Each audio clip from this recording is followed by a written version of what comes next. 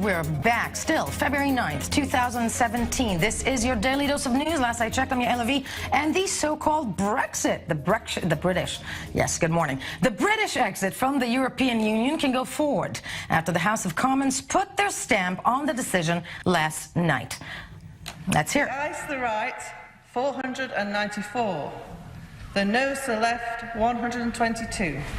Now, despite attempts by pro-European MPs to stave off the departure, the opposition Labour Party ordered its MKs to approve the Brexit deal, actually its members of Parliament to approve the deal. Now, Prime Minister Theresa May plans to trigger formal Brexit talks by March 31st. Let's have a listen to what she had to say. We believe it is possible within the two-year time frame to get the agreement not just for our withdrawal from the European Union, but also the trade arrangements that will ensure that we have a strong strategic partnership with the European Union in the future. And the Upper House of Lords must now approve the divorce proceedings. And to get a grip on all of this, we're joined live via Skype from London by I24 News European correspondent Jonathan Sacerdoti. Jonathan, good morning to you. Good morning, Yael. Happy divorce, I guess. What does this mean now? Well, Mrs. May probably never imagined this would go so smoothly. You remember that not that long ago, she wanted to trigger Article 50 of the Lisbon Treaty, which begins the negotiations with the EU for Britain's exit, without referring to Parliament at all. Then she was challenged in the High Court, and then she appealed to the Supreme Court. And both of those courts said, in fact, she couldn't do that, and she had to bring this to a vote in Parliament. So that she did. And yesterday, we saw that after 3 days of debate, her bill to start that process was completely unchanged by any amendments, despite dozens of attempts to add amendments to the bill. So she must be feeling pretty good right now about the huge majority that passed that bill yesterday in the House of Commons. That passed the bill in the House of Commons. Is everybody happy about the fact that this is about to happen? Indeed not, of course. It wouldn't be politics if everybody agreed. And sure enough, while a majority of the country did vote in the referendum last June for the exit from the EU, it wasn't a huge majority, and certainly within the House of Commons, most MPs didn't want Britain to leave the European Union before the referendum.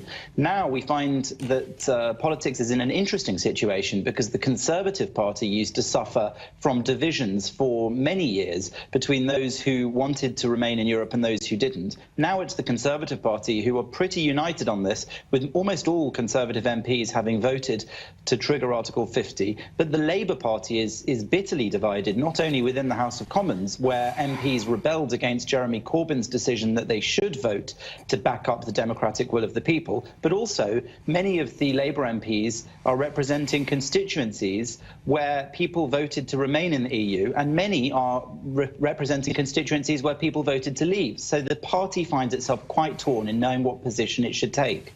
In what position it should take, and it wasn't just, you know, apropos that rightfully said party torn within, but also yesterday the Scottish Parliament cast a ceremonial vote against Brexit. Let's hear how that went down.